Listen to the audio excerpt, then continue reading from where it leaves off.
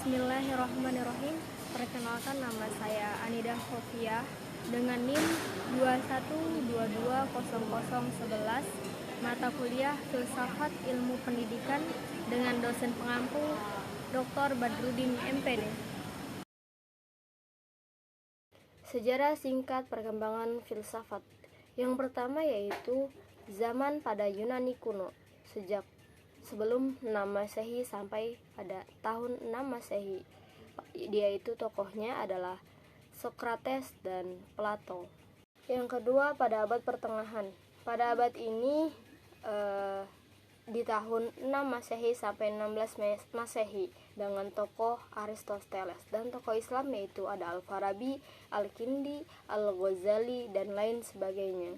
Yang selanjutnya adalah zaman Renaissance, yaitu pada tahun 14 Masehi sampai dengan 16 Masehi. Di zaman ini lahir kembali kebudayaan Yunani dan Romawi kuno. Pada zaman ini disebut dengan zaman humanis. Yang terakhir adalah zaman modern atau zaman pencerahan pada tahun 17 Masehi sampai dengan 20 Masehi. Adapun ruang lingkup dari objek kajian filsafat itu ada 3. Yang pertama ontologi, kemudian epistemologi, dan yang ketiga aksiologi. Adapun ruang lingkup filsafat pendidikan berkaitan dengan masalah pendidikan seperti tujuan dan cita-cita filsafat pendidikan, interpretasi tentang sifat manusia, nilai pendidikan, teori pengetahuan dan hubungan pendidikan, dan berbagai bidang kehidupan nasional.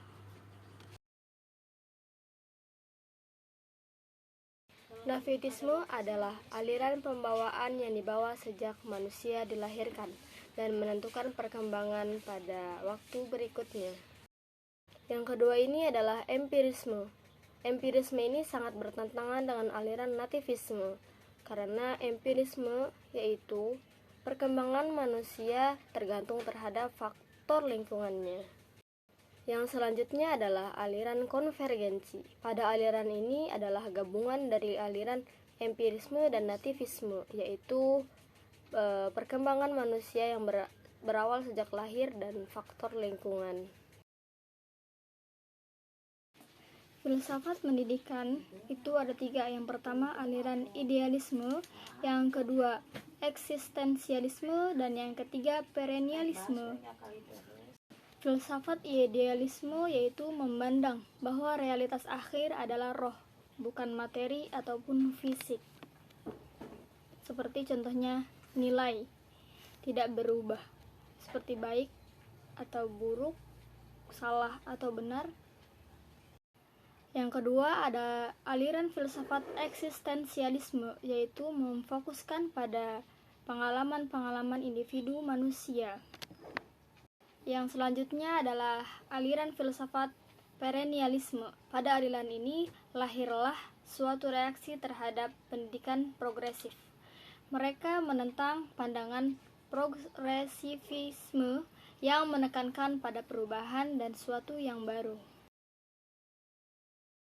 Filsafat Pancasila adalah penggunaan nilai-nilai Pancasila sebagai dasar negara dan pandangan hidup negara. Contoh dalam kehidupan sehari-hari yaitu saling menjaga toleransi dan kerukunan antar umat beragama. Contoh filsafat pendidikan dalam pendidikan karakter di kehidupan sehari-hari yaitu kemandirian, kejujuran, sikap toleransi, cinta tanah air, sikap demokratis, dan lain sebagainya. Alhamdulillahirrabbilalamin. Sekian jawaban dari saya. Terima kasih. Wassalamualaikum warahmatullahi wabarakatuh.